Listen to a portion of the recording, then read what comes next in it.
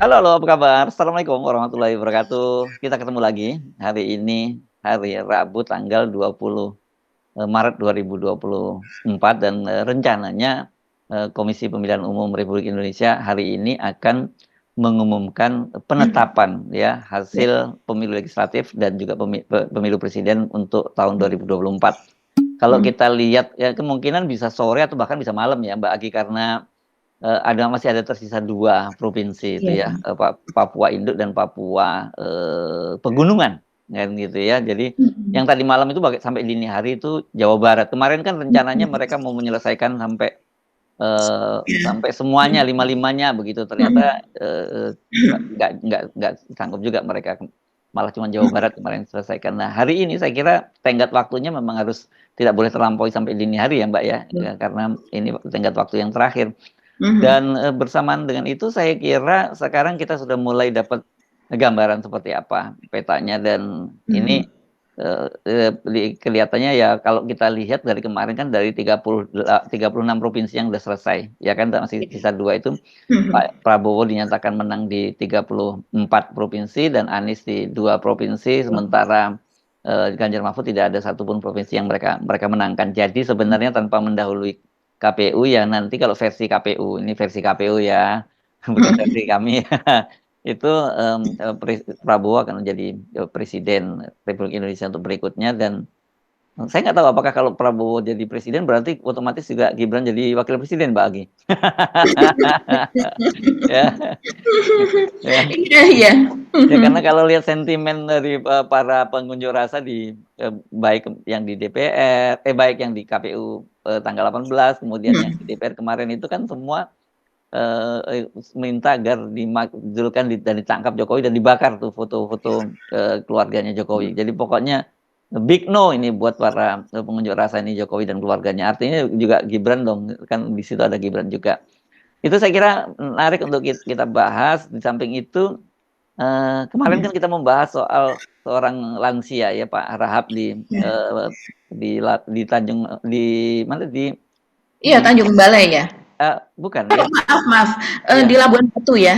Mhm, Labuan Batu ya mhm, Rantau, ya kalau nggak salah itu ya, nanti kita cek lagi ya tempat lokasinya ya. Dia mhm, itu kan, sekarang dikabarkan yang dia, meninggal dunia karena mau, ditolak masuk ke masjid untuk, iya, yang digunakan oleh Pak Jokowi itu kan kemudian ada penjelasan katanya, serangan jantung mendadak gitu ya, yang terjadi gitu ya.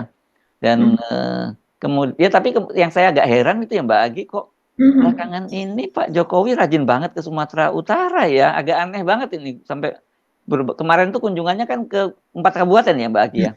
Iya iya betul. Jadi kalau kita melihat, kan ini setiap kali Pak Jokowi kunjungan itu selalu di-upload begitulah ya Mas Hersu di apa namanya, akun sekretariat presiden begitu. Dan kalau kita melihat ini selama 2 hari saja intensif sekali ya Mas Hersu, ada 4 kabupaten yang dikunjungi oleh Pak Jokowi begitu. Mmm, Dan kemudian pada saat bersamaan juga kita tahu, Bobi Nasution yaitu menantu dari Pak Jokowi menyatakan kalau ada yang mendukung ya dia sudah siap gitu untuk mhm, mencalonkan diri sebagai gubernur Sumut. Nah, ini yang kemudian mulai dihubung-hubungkan nah, antara rajinnya Pak Jokowi ke Sumatera Utara dengan rencana ya. Nah, tapi rencana pertanyaannya sekarang siapa ya kira-kira yang akan mengusung Bobi karena, partai-partai, koalisi ini yang tadinya mengusung Bobi pada, pilkada lalu itu kelihatannya kan sudah mulai balik badan. PDIP jelas sudah ditinggalkan oleh Bobi dan itu pasti akan mhm, tutup rapat untuk Bobi. iya, Kemudian, Nasdem nih ya, itu kan dia mhm, bersama partai koalisi, Nasdem dan PKB ya kalau nggak salah ya di situ iya, ada. Itu mhm, dan PKS kan mereka akan melanjutkan koalisinya mereka di tingkat, pilkada.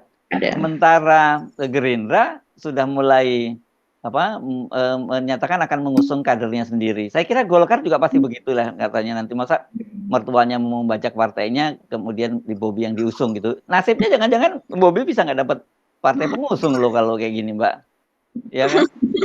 Iya iya, betul sekali. Jadi ini kan memang, dinasti Pak Jokowi ini ya Mas Herssu, ingin begitu ya, yang sangat disoroti sekarang ini kan soal, keberadaan dinasti Pak Jokowi begitu yang makin melebar begitu ya, dan kemudian juga, makin, apa ya, nantinya akan makin tinggilah posisinya dari yang sebelumnya wali kota kemudian gubernur, setelah sebelumnya dari wali kota yaitu Gibran menjadi wakil presiden begitu, belum lagi menantu Pak Jokowi yaitu Erina Gudono, istri dari Kaisang, begitu juga rencananya akan sepertinya begitu ya akan nyalon bupati begitu di Kabupaten Sleman DIY.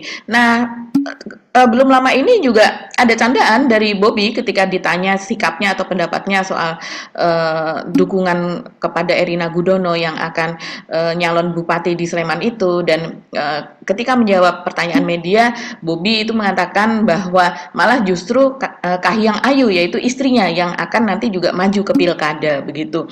Nah, saya rasa itu belakangan memang dia mengakui bahwa itu bercanda saja begitu ya. Tapi pada saat itu media banyak yang menanggapi itu secara serius loh dan dikatakan bahwa itu adalah apa namanya sebagai test the water begitulah dan kemudian itu sudah diungkapkan awal-awal begitu. Nah, sekarang jangankan untuk Kahiyang Ayu, sementara untuk Bobby saja seperti dikatakan Mas Herssu ini siapa nih partai siapa nih yang mau mengusung begitu kan?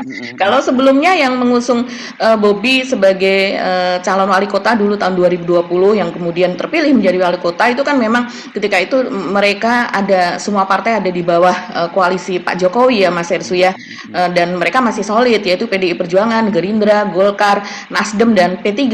Tapi Oh, kalau P3. kita 5 melihat partai ya. ya 5 partai. Sekarang belum tentu P3 lolos begitu kan. Sementara PDI Perjuangan seperti katakan Mas Herssu ya sepertinya sudah jauh lah tidak mungkin begitu. Terus kemudian Gerindra mengatakan akan mengusung apa kadernya sendiri karena memang berlimpah kader nih kalau untuk gubernur rupanya begitu Mas Herssu. Beberapa nama itu sudah mulai muncul begitu dari Gerindra begitu dan kemudian mereka memang sepertinya kalau Pak Prabowo misalnya berdasarkan skenario yang mereka susun gitu ya nanti Pak Prabowo memang betul terpilih menjadi presiden ya pastilah siapapun presiden kemudian dia juga ketua umum partai akan mengutamakan kadernya begitu kan Mas Herssu. Iya, iya, iya. Ya, sama Iya, seperti yang Erina ya, Erina Irina. Gudono ya.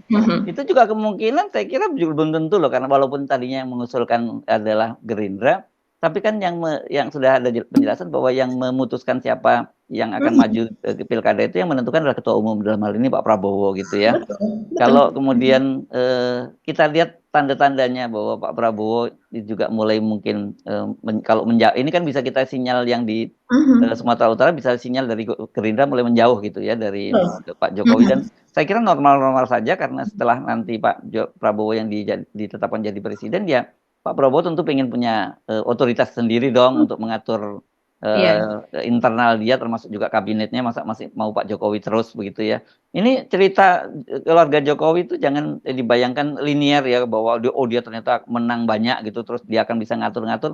Bisa jadi terjadi pembalikan karena salah satu indikatornya yang sangat jelas adalah Golkar ya dan juga Pak Luhut ya gitu yang kemarin kita bahas juga ya Mbak Agi ya.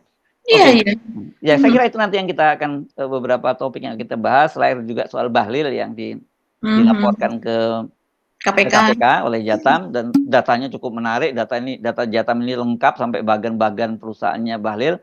Sementara sebaliknya Bahlil melaporkan, nah ini yang menarik ini, melaporkan narasumber Tempo ke Mabes Polri gitu ya, karena pencemaran nama baik dia begitu.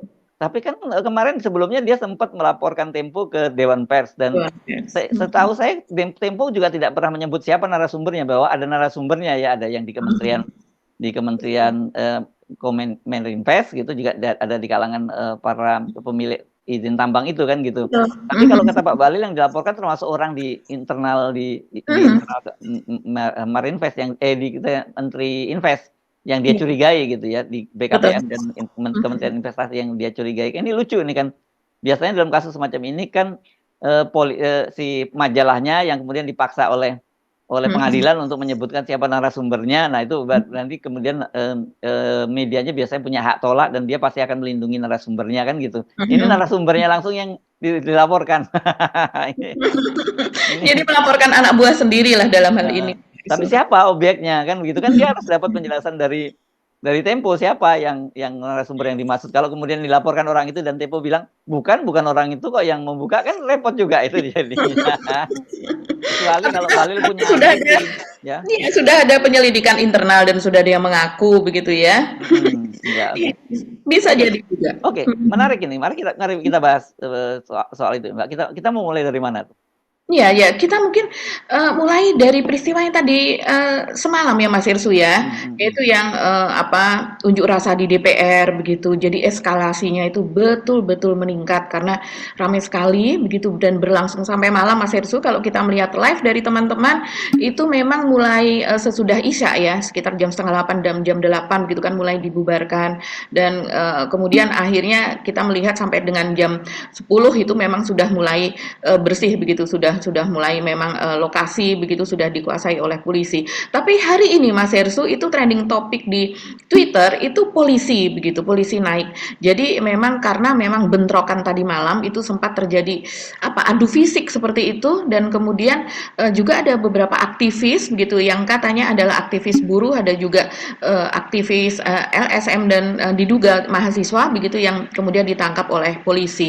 Kita masih belum tahu siapa dan jumlahnya itu berapa yang ditangkap karena memang belum ada pengumuman resmi dan kita ini melakukan tapping atau recording ini pada siang hari, bisa jadi juga polisi akan mengatakan itu sore hari atau malam hari, tapi pada saat kita melakukan diskusi ini itu masih belum ada kejelasannya. Tapi banyak sekali Mas Hersu di media sosial itu yang sudah mengklaim, organisasi yang mengklaim gitu bahwa memang terjadi penangkapan dan kemudian mereka meminta agar bahwa ini adalah bentuk demokrasi begitu ya, unjuk rasa di DPR. Jadi sebaiknya polisi menyikapi itu dengan lebih baik lah begitu. Ya mungkin kita lihat ya saat-saat waktu polisi membubarkan secara paksa begitu, karena saya juga membaca di situ disebutkan bahwa waktu itu Kapolresnya itu Kapolres Jakarta Pusat menyatakan oke, nah ketika dituntut untuk membebaskan mereka yang ditahan itu ya nanti mereka akan dibebaskan setelah masa membubarkan diri. Jadi diminta para pimpinannya untuk menemui Kapolres Jakarta Pusat begitu. Kita lihat beberapa videonya ya Mbak Aki. Ya. Komandan izin, kami akan tarik massa mundur sampai di batas mobil, ya. Kami akan tarik massa sampai di batas mobil dan kemudian kami minta yang ditahan kembali. Pak, sebelum Pak ini bukan ada bapak memaksa Pak, menyampaikan aspirasi bukan memaksakan aspirasi. Ya. Ya silakan nanti kita bernegosiasi setelah masa bubar. Bapak-bapak, mohon maaf. Bapak, tolong saya ibu-ibu, tolong dengarkan saya. Tolong dengarkan saya perempuan. Saya perempuan, tolong dengarkan. Tolong dengarkan saya. Tolong dengarkan saya. Jangan rusuh, tolong. Tolong, jangan. Jangan rusuh, tolong, jangan. Jangan. Jangan rusuh, tolong. Tolong, udah. Maaf, tolong. Tetap tenang. Tolong, Bapak. Tetap tenang. Komando lapangan telah bernegosiasi. Tenang.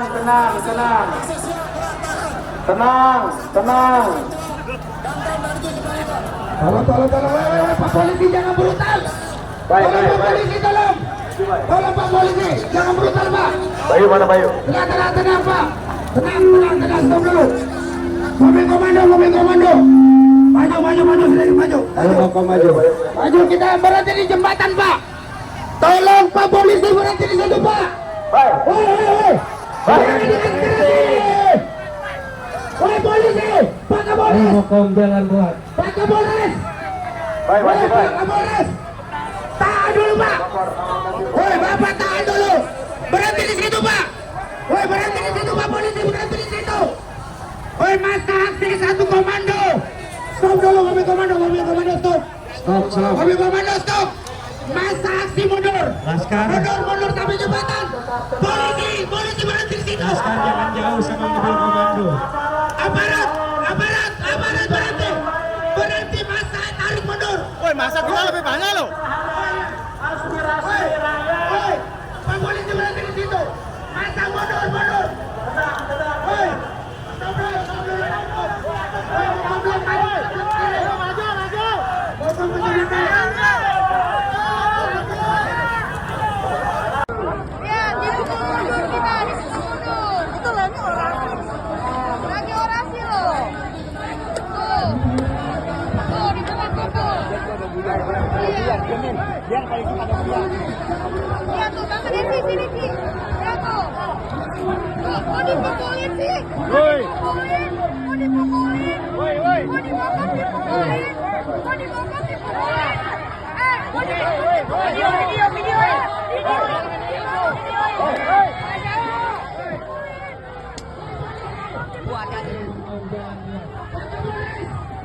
Baik, maju, baik. itu motor kenapa dipukulin? Kapor, kawal mobil, kapor. Itu Kapor, kawal. Baik, maju, baik, santai. Ya itu memang, nah video-video tadi itu memang terlihat itu sekitar pukul 20.30, memang betul habis sisa lah, karena sekarang isanya kan sampai tarawih cukup panjang begitu, Betul. dan masa dibubarkan dan memang ada beberapa tindak kekerasan ya yang kita sebenarnya banyak video-videonya juga yang bisa kita tampilkan. Saya tidak tahu apakah mungkin dengan pertimbangan tertentu kita mungkin tidak bisa menayangkan gambar-gambarnya ya karena adanya aksi kekerasan ya Mbak Agi ya. Iya, betul sekali Mas Hersu. Seperti misalnya ada yang berteriak, maaf, ada yang kepala dipukul dan kemudian diklaim kepala itu bocor begitu ya atau pecah begitu, mengejar ambulan apa dan sebagainya. Jadi memang cukup brutal ya tadi malam gitu kejadian dari ketika demo itu berlangsung. Sebenarnya masa sudah mulai mundur begitu Mas Hersu, tapi kemudian eskalasi meningkat, ada lemparan botol, lemparan batu apa dan sebagainya begitu. Nah, ini kita khawatirnya ini akan terjadi lagi begitu Mas Hersu seperti peristiwa tahun 2019. Semoga tidak ya, semoga tidak. Tapi kalau melihat eskalasi saat ini dan kemudian hari ini saya lihat polisi dari sejak pagi sudah menyiapkan sekitar 3.500 katanya personel itu yang digerakkan ke KPU, Bawaslu dan juga DPR begitu Mas Hersu, karena memang belum tahu jam berapa KPU begitu akan mengumumkan. Bisa jadi ketika kita episode of the record yang hari ini tayang mungkin sudah diumumkan atau bisa jadi juga menjelang tengah malam begitu. Jadi ya semuanya bersiap-siap. Tapi dengan peristiwa yang tadi malam itu saya rasa ini makin membuat kegeraman begitu Mas Hersu, karena kegeraman dari para pengunjuk rasa atau dari kubu 01 dan 03 begitu Mas Hersu, dan juga warga masyarakat secara luas yang mengikuti unjuk rasa gitu. Ya, walaupun ada juru bicara Anies menyatakan bahwa secara resmi 01 tidak mengerahkan pendukungnya ya untuk secara resmi tidak mengerahkan, tapi mereka datang sendiri Mas Hersu. Yes, oke. Saya kira ini perkembangan ini kita teruskan saja kaitannya dengan soal hubungan antara Pak Prabowo dengan Pak Jokowi ya berkaitan karena kalau nanti begitu diumumkan oleh KPU Pak Prabowo sebagai pemenangnya kan itu sebenarnya secara de jure itu ya Pak Prabowo yang sekarang sudah mulai mengambil alih kekuasaan meskipun secara resmi nanti baru terjadi pergantian kekuasaan itu pada tanggal 20 Oktober. Tetapi lihat eskalasinya ya, lihat kemarahan publik terhadap Jokowi dan sebagainya. Jokowi itu betul-betul sekarang dalam kondisi yang sangat lemah ya, karena apa? Karena basis legitimasinya itu betul-betul dia rendah, sementara dia juga saya kira begitu ada pengumuman hari ini pun atau bahkan beberapa waktu yang lalu dia sudah mulai ditinggalkan oleh orang-orangnya ya, karena mereka tahu bahwa ya Pak Jokowi ini kapal karam lah gitu, tinggal jadi mereka pasti akan siap-siap lompat untuk cari skoci. Kan beda dengan Pak Jokowi yang Pak Jokowi pengen lompat ke skoci namanya Golkar, tapi dia mau ambil alih kemudinya. Ini yang kemudian membuat Golkar habis-habisan menolak yang seperti dikatakan oleh Pak Luhut, pokoknya jangan mau diatur-atur dan kalau ada yang mau itu ya kita hadapi begitu ya. Katanya kalau saya bilang sama Airlangga kan gitu, kalau kamu bersama saya nggak akan ada yang bisa mengalahkan kita, kata Pak Luhut begitu. Ini keras banget kan gitu ya. Dan kemudian saya kira sebenarnya selalu kita bilang bahwa saya selalu menyampaikan sebenarnya itu hal yang normal saja seperti itu, bahwa di akhir masa jabatan ya orang kemudian siap-siap pada cari skoci baru, nggak usah baper gitu. Saya beberapa kali mendampingi beberapa teman yang menjadi pejabat begitu, dan di akhir masa jabatannya misalnya gubernur atau bupati di periode kedua itu memang kalau tidak besar hati rasanya apa ya, gimana ya, ngenes gitu ya Mbak ya. Betul. Karena kepala-kepala dinas atau orang-orang yang dekat yang tadinya kayak nyembah-nyembah kepada mereka begitu ya, kepada bupati atau kepada gubernurnya itu, tiba-tiba mereka seolah-olah nggak kenal kan, dan mereka tuh jauh-jauh hari sebelumnya mereka udah cari cantolan baru. Itu memang satu saya lihat itu kultur di kalangan kalangan ASN ya terutama, karena ya memang mereka kan dengan dalam sistem pemilu seperti sekarang mereka itu harus survive dari satu penguasa ke penguasa yang lain. Jadi begitu penguasa dia tahu penguasanya berbeda itu jauh, bahkan setengah tahun sebelum dia lengser karena udah tahu periode kedua masa jabatannya kan mereka tuh semua udah siap, udah lompat semua, Mbak. Benar-benar kalau nggak ini bisa gemes banget itu rasanya, langsung gimana sih lu dulu nyembah-nyembah gua sekarang tiba-tiba begini. Nah, teman pada kasus Pak Jokowi ini kan berbeda karena Pak Jokowi masih terus berusaha mengendalikan itu dan seolah-olah dia masih mengatur Prabowo dan masih menempatkan Gibran. Tapi saya kira dengan sekarang Pak Prabowo yang ditetapkan katakan nanti sore atau nanti malam begitu, ya sebenarnya orang udah pergi meninggalkan Pak Jokowi begitu dan tahu bahwa kalau Gibran kan cuma wakil presiden itu kan ban serep tergantung dari siapa presidennya. Contohnya aja misalnya di DPR Pak Jokowi kan misalnya menghendaki agar undang-undang DKJ itu daerah khusus Jakarta itu gubernurnya dipilih oleh presiden, itu pun sudah langsung ditolak. Begitu juga daerah aglomerasi yang tadinya mau disusun undang-undangnya sendiri itu berada di bawah kendali dari wakil presiden oleh badan legislasi di DPR dia akan serahkan saja kepada presiden kan gitu-gitu Mbak ya. Jadi ini pelan-pelan peran Pak Jokowi dipreteli. Begitu juga dengan pilkada oleh Mahkamah Konstitusi sudah ditetapkan pilkada serentak itu tetap bulan November tanggal 27 bukan bulan September. Jadi sebenarnya praktis Pak Jokowi memang udah nggak punya kewenangan apa-apa lagi gitu sekarang ini. Iya Mas Yesu, jadi ini memang hari-hari terakhir begitu ya, Pak Jokowi masih bisa mengais-ngais dari sisa-sisa kekuasaan dan kewenangannya begitu. Tapi dan kita melihat begitu saat ini memang kalau di masa yang lalu Mas Hersu sesudah penetapan itu kan kemudian mulai pembentukan tim transisi begitu ya. Nah, nanti kita tidak tahu apakah akan dibentuk tim transisi atau seperti apa begitu kan.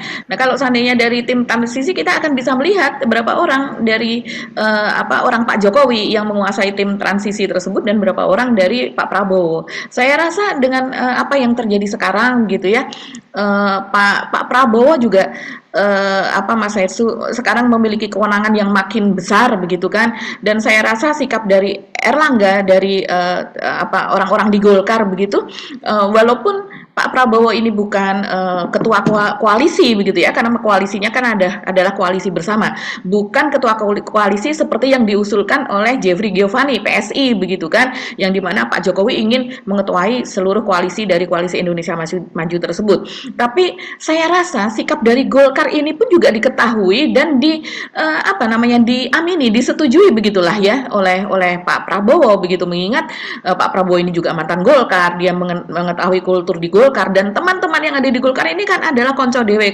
teman lama begitu, sohib lama mereka semuanya yang ada di situ, dari mulai Pak Ical, apalagi Pak Luhut begitu ya, terus kemudian juga Pak Erlangga begitu dan sebagainya. Jadi ini memang saya rasa sekarang ini yang terjadi, Pak Jokowi memang kekuasaannya mulai pudar begitu ya, walaupun Pak Jokowi masih terus berusaha.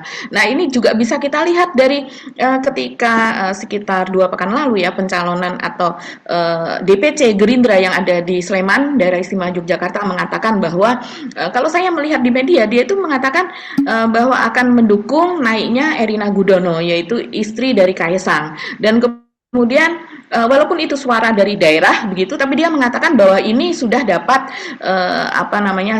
sudah dapat seperti tanda-tanda lah begitu ya, dari pusat itu juga sudah menyetujui. Tapi ketika kemudian media menanyakan kepada pengurus DPP Gerindra yang ada di pusat, baik itu kepada ketua hariannya yaitu Sufmi Dasko maupun kepada Habibur Rahman gitu, mereka mengatakan bahwa itu belum dibicarakan begitu, dan mereka mengatakan itu secara langsung begitu, tidak dengan kalau yang sebelumnya itu kan mereka mengatakan secara halus lah begitu Mas Hersu. Ini mengatakan secara langsung bahwa itu hal yang seperti itu pilkada belum dibicarakan dan belum ada pembicaraan ke arah sana, karena sekarang masih konsentrasi kepada pilpres mereka dan pilek, mereka mengatakan seperti itu. Dan barangkali juga bisa jadi juga ini bisa saja tidak didukung oleh Gerindra, dan kemudian Habibur Rahman juga mengatakan bahwa itu kan yang menentukan, Habibur Rahman dan Sufmi ya mengatakan bahwa itu yang menentukan nanti Pak Prabowo, mengatakan seperti itu. Ya, Jadi Habib ini adalah wakil ketua umum ya. ya, Habibur Rahman adalah Wakil Ketua Umum DPP Gerindra, dan kemudian yang ada di Sumut ini sudah jelas begitu, Mas Hersu. Gerindra Sumut mengatakan bahwa kami memiliki banyak kader dan kami akan mengusung kader kami sendiri, dia mengatakan begitu. Walaupun mungkin saja diusung kader dari luar, tapi dari Gerindra Sumut sendiri misalnya nama-nama seperti Gus Irawan dan ada Ade Jona begitu, Mas Hersu, itu muncul di permukaan begitu, muncul di media-media lokal yang ada di Sumut, dan itu mereka kader Gerindra sendiri begitu. Jadi walaupun Bobi mengatakan bahwa dia ingin maju begitu ya, sepertinya sulit. Ya, dan saya kira Golkar ada tokoh yang pernah sebelumnya jadi wakil gubernur Ijek ya, itu ya, pasti dia juga berkeinginan pasti dia maju, walaupun dia sekarang anggota DPR RI ya, masuk kalau tidak salah Ijek ya, dia lolos di DPR RI Golkar, tapi tentu saja kalau dia bisa punya peluang untuk menjadi gubernur Sumut ya akan lebih menarik kalau mereka ini sendiri. Jadi saya kira bisa jadi skenario yang semula disiapkan Pak Jokowi itu berantakan, bisa tanda-tandanya ada tanda-tanda yang jelas sekarang yang mulai kelihatan banget berantakan adalah skenario mengambil alih Golkar ya, dengan kemarin yang sudah kita bahas ya. Dan sebenarnya kalau kita lihat sekarang itu kartu truf utama Pak Jokowi itu ya Golkar sebenarnya, kalau dia bisa kuasai. Artinya kalau Pak Jokowi bisa menguasai Golkar lewat proksinya, dia masih punya peluang untuk terus cawe-cawe dan punya bargaining yang kuat dengan Prabowo, karena bagaimanapun Golkar sekarang kan partai di luar PDIP, sekarang dia partai yang terkuat gitu ya Golkar ini. Nah, kalau kemudian ternyata Golkar tidak bisa dia kuasai, ya seperti kita juga bolak-balik sebut, dia paling bisa meloloskan PSI. Kita tunggu hari ini ya, karena itu kalau hitung-hitungannya semua orang itu PSI nggak akan lolos kan gitu, termasuk juga lembaga-lembaga survei yang membuat quick count dan sebagainya, dan survei-survei juga menyebutnya tidak akan lolos. Kalau kemudian PSI dipaksakan lolos gitu ya, ini akan menimbulkan keributan baru ya, kehebohan baru yang akan menambah bara kemarahan terhadap keluarga Jokowi. Dan kalau toh katakanlah PSI juga berhasil diloloskan, kan juga tidak signifikan sebagai sebuah kartu yang bisa dimainkan dalam catur kekuasaan di nasional itu gitu Mbak. Ini saya kira waktunya yang sangat menarik untuk mengamati day to day perkembangan politik kita, terutama nasib dari Pak Jokowi dan keluarganya. Dan saya kira ya orang seperti Pak Prabowo juga memperhitungkan, karena bagaimanapun juga kemarin itu Pak Prabowo itu kan tidak segera mendapat pengakuan dari Amerika Serikat ya, baru belakangan Joe Biden membuat pengakuan, dan kita tahu bahwa ada persoalan ganjalan sebelumnya Pak Prabowo dengan Amerika itu soal HAM ya, pelanggaran HAM itu. Jadi kalau toh kemudian akhirnya dapat, itu pasti ada konsesi-konsesi. Sementara sekarang Pak Jokowi itu sekarang bisa muncul baru, bisa ditetapkan sebagai penjahat HAM yang baru lah, karena kemarin Komisi HAM PBB sudah mulai menanyakan soal itu. Itu kan artinya akan jadi catatan dunia internasional gitu loh. Itu bisa terjadi loh, jadi bahwa Pak Jokowi tidak hanya dipersoalkan di Indonesia, tapi juga dipersoalkan di dunia internasional. Kalau udah kena stigma dia pelanggaran HAM, ya itu pasti negara seperti Amerika Serikat, apalagi kalau masih yang berkuasa itu presiden dari Demokrat, ya akan ketat sekali itu Mbak. Kemarin kan Pak Prabowo pun sampai 20 tahun lebih ya, dia di-ban, tidak bisa masuk ke Amerika, itu baru setelah kemudian eranya Pak Prabowo itu ya eranya Trump ya dia bisa masuk ya, karena Republik memang relatif lebih santai yang begitu-begitu, pokoknya urusannya asal jelas negonya gitu, masuk proyek-proyek di Indonesia dia lolos masuk sebagai Menhan, dia diundang ke sana. Dan sekarang ini kan kalau di eranya Biden yang jadi presiden dan dia ada pengakuan, itu pasti bukan gratis gitu ya. Ada konsesi-konsesi yang diberikan oleh Prabowo. Nah, itu kan akan semakin jadi beban berat Pak Prabowo nantinya kalau dia jadi presiden, kalau dia tetap akan melindungi Pak Jokowi kan gitu. Iya, dan kita juga melihat nih rangkaiannya. Tahun 2019 itu kan kematian dari 700 atau 800 gitu anggota KPS itu, Mas Ersu, itu kan juga dibawa ke dunia internasional, gaungnya sampai di luar gitu, karena memang kemudian tidak ada penyelidikan yang intensif gitu ya untuk mengetahui sebetulnya mereka itu meninggal karena apa. Bahkan otopsi juga dilarang dan sebagainya.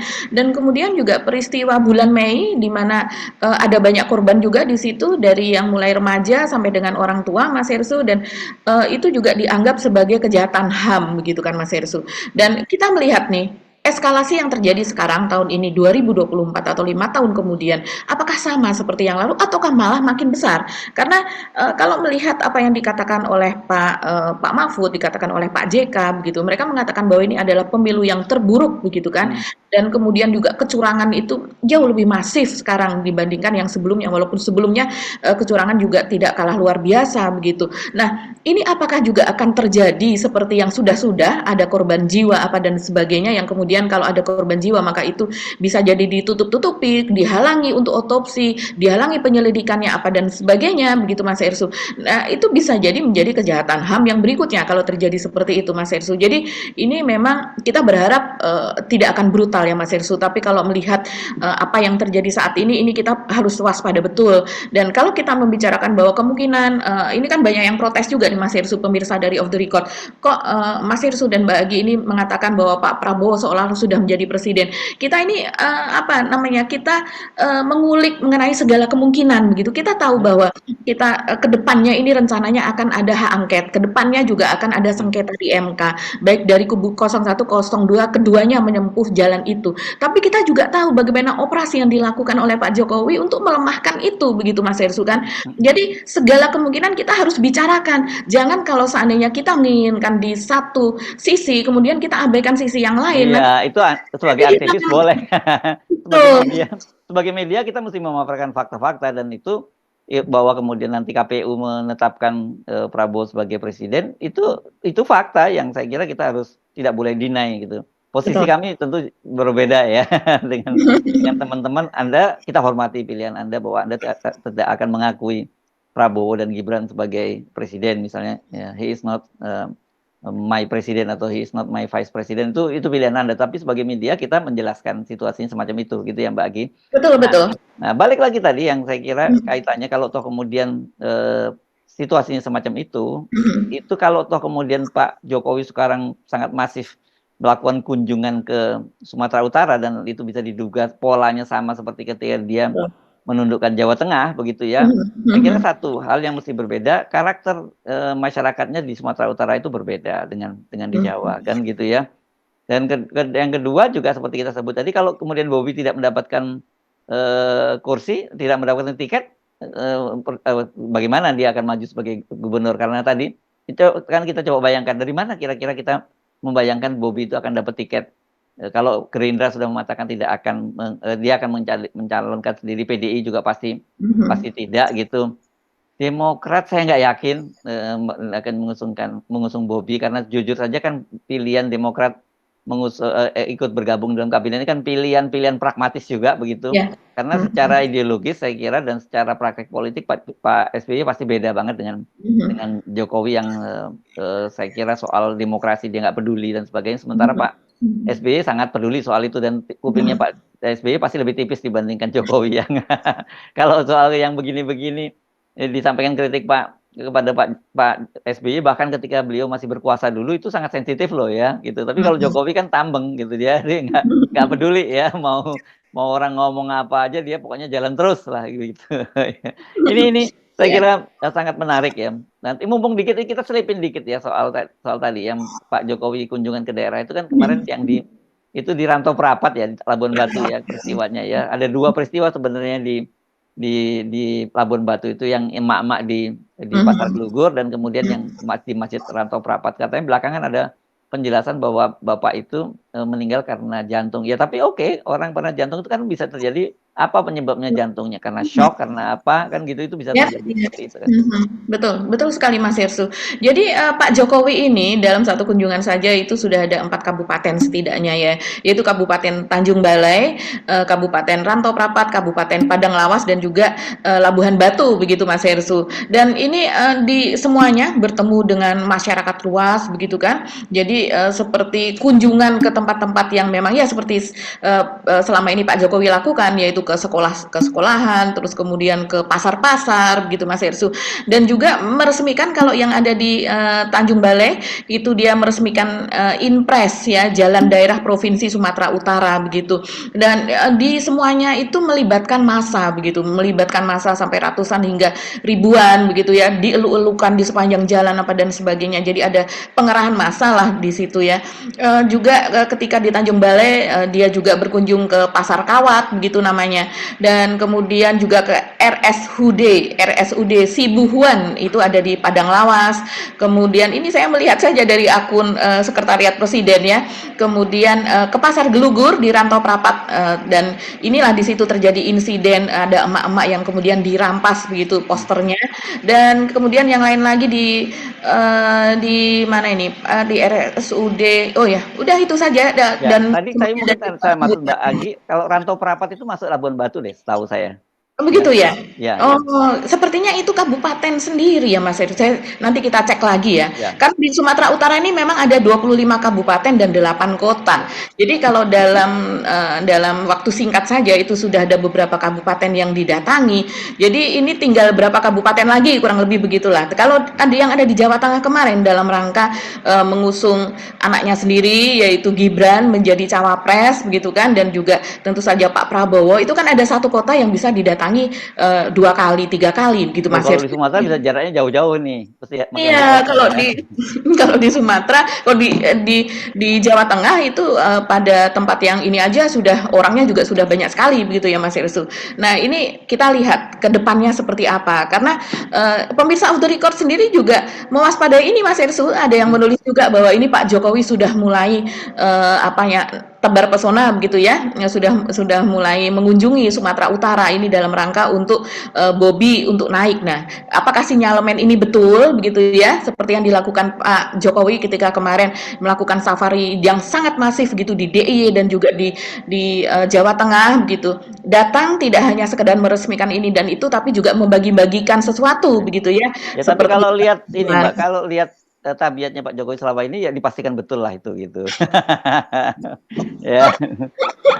Iya. Sepertinya itu menjadi daerah operasi berikutnya begitu ya Mas Ya, Irsu. betul. Mhm. Tapi kan tentu saja saya juga cukup terkejut ketika polisi bertindak keras semacam itu, karena dugaan saya kira sebenarnya baik Kapolri-nya, baik ke Kejaksaan Agung atau apa, ataupun bahkan TNI-nya pun sekarang pasti mereka juga wait and see ya untuk bertindak terlampau berlebihan itu, karena kan transisi pemerintahan berikutnya begitu. Dan seperti kita tahu kan memang Pak Jokowi dikabarkan menitipkan sejumlah orang termasuk Kapolri dan saya pos Jaksa Agung dan sebagainya.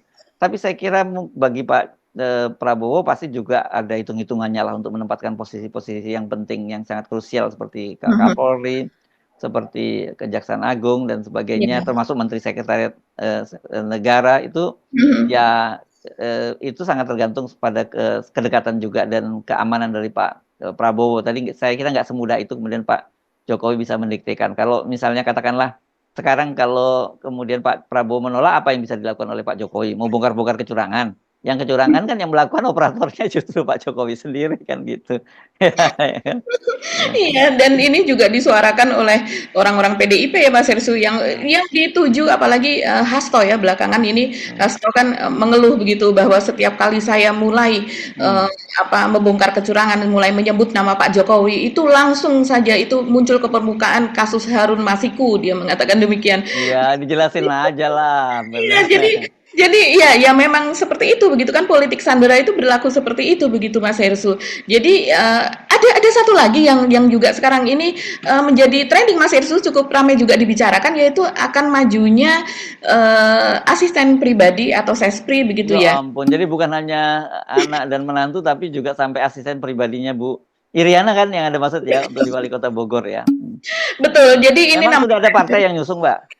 Nah, itu tadi saya belum tahu ya partai mana yang akan mengusung, karena sudah nama-nama lain juga sudah mulai bermunculan dari sejak 1 tahun yang lalu Mas Irsu di Bogor. Nah, Sandy Ferdiansah ini adalah asisten pribadi atau sespri dari Ibu Iriana Jokowi sejak tahun 2015. Dan jadi kalau seandainya ini mungkin sudah bekerja selama 8 tahun lah sudah cukup intensif bekerja dan dengan itu dia mengklaim bahwa pengalamannya banyak di luar negeri, ya iyalah kalau Iya, tapi bukan pengalaman di luar negeri itu bukan kunjungan. bukan pengalaman pemerintahan, tapi melihat sesuatu saja kan. Tapi ya itu dimasukkan ke dalam CV-nya saya lihat Mas Ersu. Dan CV itu kemudian juga disebarkan oleh media, yaitu tentu saja didapatkan dari dia begitu Mas Ersu. Ini adalah Sekolahnya saya baca sekolahnya Sandi Negara ya mungkin Sandi dia Negara, ya betul. memang berkesentuhan dengan intelijen ya karena dia kemudian melekat di dengan ibu negara pasti itu kan saringannya juga sangat ketat dan itu dari sisi security-nya itu sangat diperhatikan ya. Jadi pas kalau diambil orang dari lingkungan intelijen kan rata-rata kan kemudian dari Sandi Negara ini masuknya kemana lagi kalau tidak ke komunitas intelijen kan Mbak Agi ya. Betul, dan kemudian dia juga salah satunya ini cukup pinter juga Mas Hersu memanfaatkan situasi sebagai sespri dari atau sekarang sudah mundur saya tidak tahu ya. Saya dengar-dengar begitu dia mengundurkan diri begitu kan sebagai sespri untuk dalam rangka pencalonan ini dan dia istilahnya sowan lah kepada Pak Jokowi begitu kan minta restu itu kan pasti ditangkap oleh media sehingga namanya naik ke permukaan. Ini salah satu trik-trik ya Mas Hersu Iya, untuk tapi kita perlu ingatkan sama Mas Sandy, Kang Sandy kan gitu ya untuk Bogor itu pilkadanya tanggal 27 November Pak Jokowi udah nggak jadi presiden. Yang jadi Iya, presiden sesudah ini sowan ke Pak Prabowo lah. Prabowo ya mestinya sekarang minta tolong begitu jangan ke Pak Jokowi nggak bisa apa-apa ngurus anak menantunya pun belum tentu bisa nanti apalagi cuman seprinya Ibu Iriana kan gitu. Dan ada satu lagi kemungkinan ya kita tetap ada harapan begitu ya dari 0102 siapa tahu 2 putaran begitu kan Mas Hersu. Jadi kita masih belum tahu ini kan hak angket juga masih akan berlangsung begitu. Jadi ya mungkin kalau 2 putaran saya kira tidak ya karena kan 2 putaran itu kan menentukan KPU ya karena Ya. hari ini kalau penetapan itu tapi kalau kemudian ada hak angket dan kemudian mereka memutuskan bahwa pemilu diulang ya itu bukan 2 putaran bahkan yang terjadi mungkin malah akan Pemilu ulang ya. Iya kalau pemilu Tapi ulang 02 kemudian didiskualifikasi. diskualifikasi. Nah makanya itu kita nyarankan pada Pak Prabowo lebih baik Pak Prabowo dan Golkar juga sekarang segera gabung dengan hak angket dengan cara begitu dia bisa bilang gue beda dengan Pak Jokowi. Jadi kalau mau diskualifikasi jangan gua kan sah sebagai calon presiden, usia cukup, pengalaman cukup, punya partai politik. Kan ada tuh yang sebelah gue itu yang kemarin enggak yang diloloskan oleh Mahkamah Konstitusi mestinya bisa begitu nantinya kan dia. Dan saya kira publik juga memaafkan kalau itu terjadi kan gitu. Itu yang harus dipertimbangkan juga oleh Pak Prabowo dan juga oleh Golkar gitu. Iya, jadi Pak Prabowo dalam hal ini hanya sebagai penikmat fasilitas yang disediakan oleh Pak Jokowi begitu ya. Ya. Penikmat dukungan yang diberikan oleh Pak Jokowi. Iya. Ini orang kan masih tetap curiga bahwa Pak Prabowo itu bagaimanapun digunakan sebagai kuda troyanya Pak Jokowi lah untuk memasukkan Gibran sebagai calon wakil presiden. Dan buktikan dong Pak Prabowo tidak seperti itu dan saya kira enak aja dijadiin kuda troyanya Pak Jokowi kan gitu. Dan bahkan ada rencana untuk jadi semacam boneka yaitu dengan usulan Pak Jokowi menjadi ketua koalisi begitu kan. Iya, koalisi, protoli lewat aglomerasi dan sebagainya perannya. Benar-benar deh ini. Apalagi kalau betul seperti yang disinggung oleh Koni Rahakundini ya pengamat militer waktu itu bahwa dia katanya dapat info Pak Prabowo cuma 2 tahun. Jangan mau dong kalau cuma 2 tahun seperti itu. Oke. Bagi kita pindah ke Bahlil ya, soal Bahlil ya kita.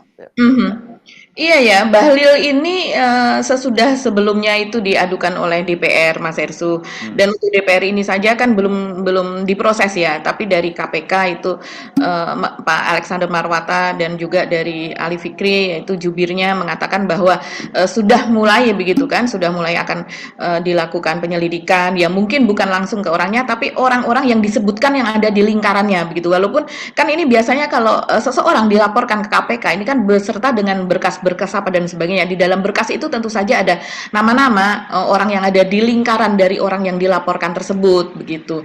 Nah, sekarang sebelum itu kemudian berjalan sudah dilaporkan lagi ini Menteri Bahlilah Lahadalia ini Mas Hersu kali ini oleh Jatam Kalimantan Timur, yaitu Jaringan Advokasi Tambang. Dan ini saya rasa ini data yang dibawa oleh Jatam ini lengkap betul gitu ya, banyak betul begitu.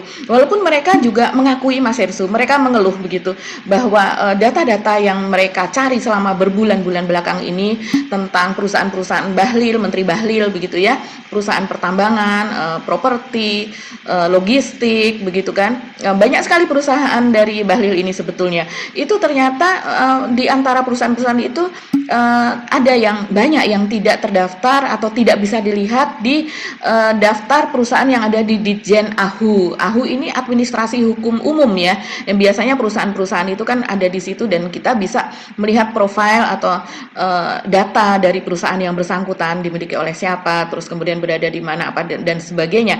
Tapi ternyata perusahaan-perusahaan Bahlil itu menurut Jatam gitu tidak bisa dilihat, sehingga mereka tidak bisa melihat secara transparansi begitu ya, yang ada di yang ada di pemerintahan. Jadi mereka melakukan berdasarkan apa yang mereka ketahui di lapangan saja begitu Mas Hersu. Bahkan mereka mengatakan bahwa ini perusahaan Bahlil antara ada dan tiada. Fisiknya ada di lapangan begitu kan, tapi kalau dicari datanya itu begitu sulit gitu. Tapi dari 10 perusahaan begitu Mas Hersu, mereka sudah bisa membuat petanya lah begitu, dan diagramnya ini cukup lengkap kalau kita bisa melihat di pemirsa off the record begitu ya. Alurnya kemana, siapa yang berkuasa di situ, siapa yang menjadi pemangkunya apa dan sebagainya begitu. Dan juga saya rasa ini apa-apa saja yang dilakukan, yang terjadi sepak terjangnya selama ini, bahkan orang Bahlil yang cukup dekat begitu, ada seorang wanita begitu Mas Hersu, itu juga disebutkan di situ begitu sebagai operator untuk perusahaan-perusahaan Bahlil tersebut. Ya. Ini saya kira kemarin ini soal ribut-ribut kaitannya kayak dengan ribut-ribut soal pencabutan izin usaha pertambangan ya, kemudian juga dikabarkan dia adu mulut dengan Pak Bahlil dengan Pak Luhut soal bagi-bagi yang 2078 IUP yang dibekukan itu kan begitu ya. Ini memang sangat ramai dan selain itu tadi kan kita sebut bahwa diadukan oleh ini kan tergantung, saya kira KPK ini tergantung kuat atau tidaknya nanti Pak Jokowi. Kalau Pak Jokowi melemah, saya kira KPK juga akan maju, tapi kalau Pak Jokowi masih kuat ya KPK ini wait and see kan gitu situasinya. Itu yang menjelaskan kenapa sampai sekarang laporan terhadap Bahlil juga tidak diproses di KPK. Sementara sebaliknya Bahlil kan melaporkan yang kita singgung tadi soal narasumbernya. Ini menurut saya agak lucu juga ini ya. Karena sebelumnya dia sudah melaporkan ke Dewan Pers ya. Harusnya ke Dewan Pers kan nanti biasanya produknya ini apakah ada unsur-unsur yang melanggar kode etik gitu, dan kalau kemudian ada unsur yang melanggar kode etik apakah bisa melanggar pidana. Kalau tidak ya sebenarnya perkaranya selesai gitu. Tapi pertanyaan saya, kalau kemudian dia melaporkan narasumber yang mana yang dia maksud kan begitu. Itu yang jadi pertanyaan saya juga. Sebenarnya udah cakep tuh. Bahlil cuma cukup melaporkan kalau ada produk jurnalistik ya laporkan saja ke Dewan Pers. Itu udah cara yang paling benar gitu ya soal itu. Karena memang mekanisme semacam itu gitu. Iya betul Mas Hersu, dan ini saat ini posisi Bahlil begitu, dia juga ya tentu saja dia mengatakan bahwa silakan untuk diproses hukum ya, karena nanti itu malah justru untuk mengungkap supaya tidak ada dosa di antara kita, dia mengatakan demikian ya Mas Hersu.